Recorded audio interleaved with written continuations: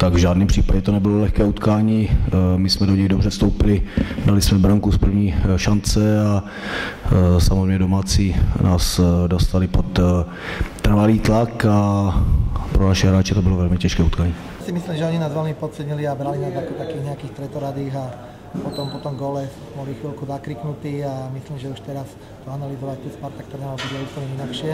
Čiže my sme presne vedeli, čo oni hrať budú a oni si mysleli, že sme úplne slabúčky super a takzvaně urazili šťastie.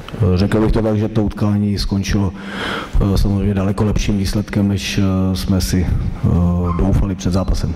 Tak my máme úzký kader, my nemáme kader 25 ľudí alebo 30, ako majú ostatné týmy Slovan, Senica, Žilina. Takže vlastne sme to spadili na osvedčenej taktike, kde sme hrali iba s jedným útočníkom, prezistiť stred pola a nechať hrať Steavu v krajoch, odkiaľ môžu centrovať a my potom to pochytáme s väčšným počtom ľudí v 16. To nám aj vyšlo. Brankár dobre zmiešal strelecký uhol, vybehol proti mne a prestrelil by som ho neprestrelil, tak jediná možnosť bola podkopnúť to a vyšlo mi to. Ja si myslím, že sme bojovali veľmi dobre. Myslím si, že až na nejaké výnimky sme neurobili nejaké veľké chyby.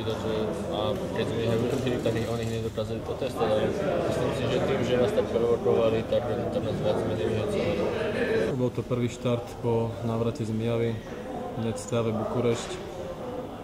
Nebal som sa, tréner mi dal dôveru. Myslím, že som ho nesklamal. Je to úspech celého slovenského futbalu, nielen Spartaku a myslím, že na toto by sme mali nadviazať potom aj doma v odvete a bol by som šťastný, keby sme postúpili do ďalšieho kola a dostali ešte atraktívnejšieho supera. Treba povedať, že Steava je ešte stále veľký mužstvo. Oni pravidelne hrajú skupinovú fázu Európskej ligy a ja si myslím, že ten výsledok z Bukurešti tých ľudí musí nalákať a ja verím tomu, že bude vyprávať.